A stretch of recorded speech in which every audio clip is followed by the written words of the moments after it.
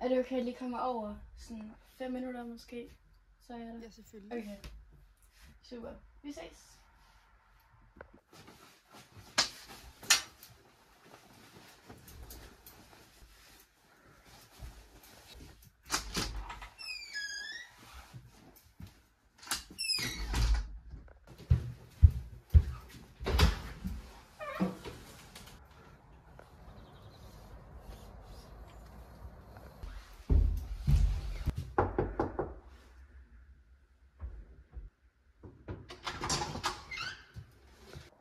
Ej, prøv lige at se hende. Er hun ikke smuk? Jeg vil så gerne være model. Altså, ens liv er perfekt. Hendes liv er perfekt. Har du set, hvor smuk hun er?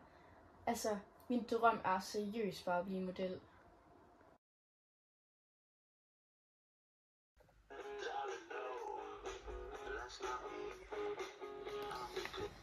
Ej, jeg burde virkelig se det noget andet.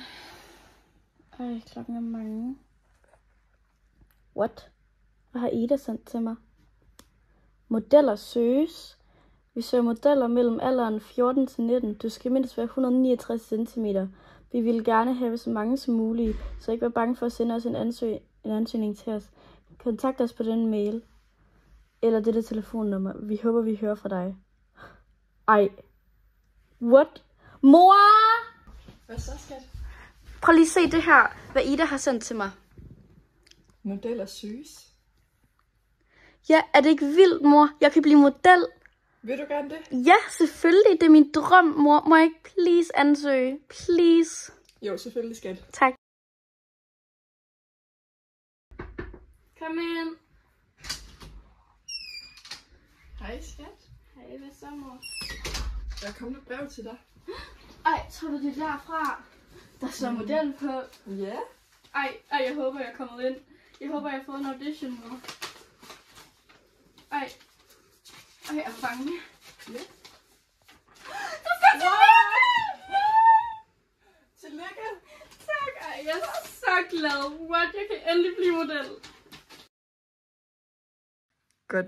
Så nu har vi jo fået målt dig. Hvordan synes du gik? Jamen, jeg synes, det gik rigtig godt.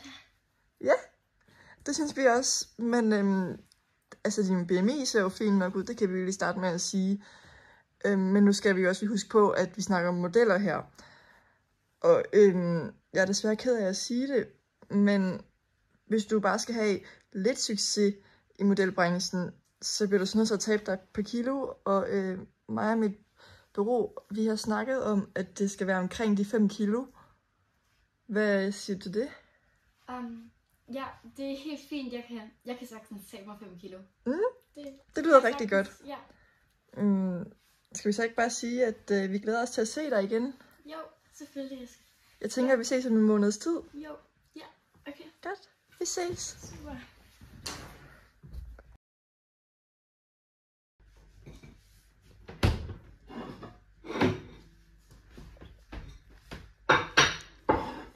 Så mad, skat. Jeg kommer, mor.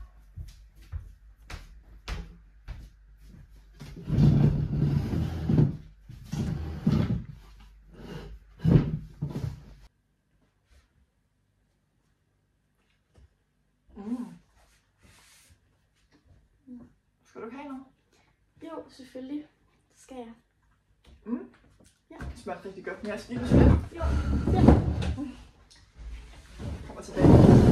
Yes.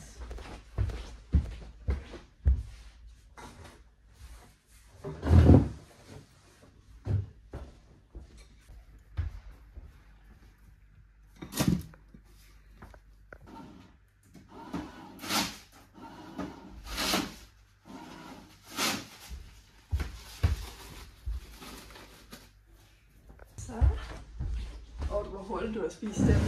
Ja, jeg synes bare, det smagte virkelig godt, og jeg var virkelig sulten. Så. Men ja, det smagte virkelig godt. Ja. Skal mor så bare sidde her og spise alene? Nej, jeg kan selvfølgelig godt sidde med dig. Okay. Hej skat. Hej. Skal jeg lave en rugbrødsmad eller noget til, at jeg kan bestille en pizza eller noget? Nej, fint.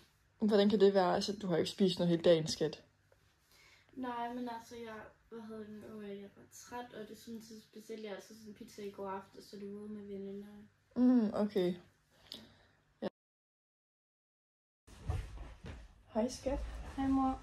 Jeg vil lige så snakke med dig om noget, fordi at jeg begynder at se, at du ikke rigtig spiser noget mere. Altså, du spiser ikke morgenmad, fordi der siger du bliver stået op, så du har ikke rigtig brug for noget. Du kan ikke lide at spise morgenmad.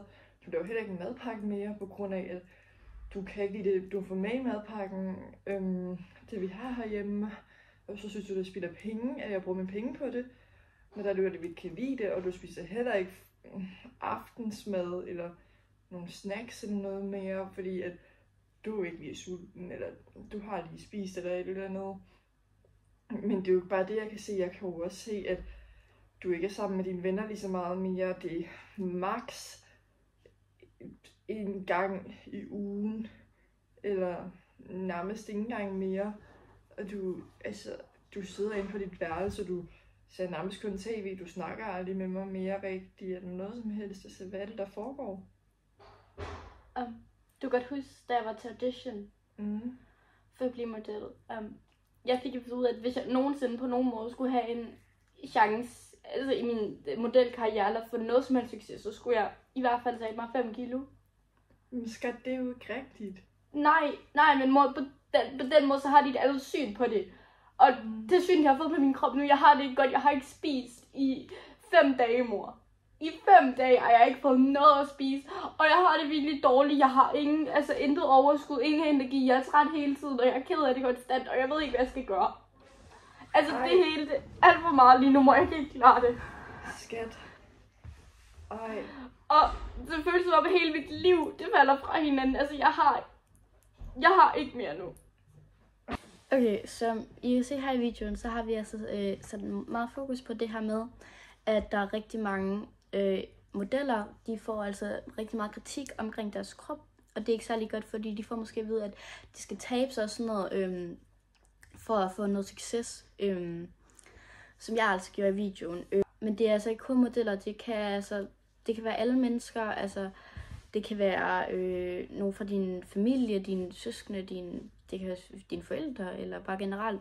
Det kan også være dine venner eller noget, så hvis du føler, at dine venner, opfører sig lidt mærkeligt, eller altså, du ser nogle symptomer på det, så altid lige husk bare sådan tjekke op på folk.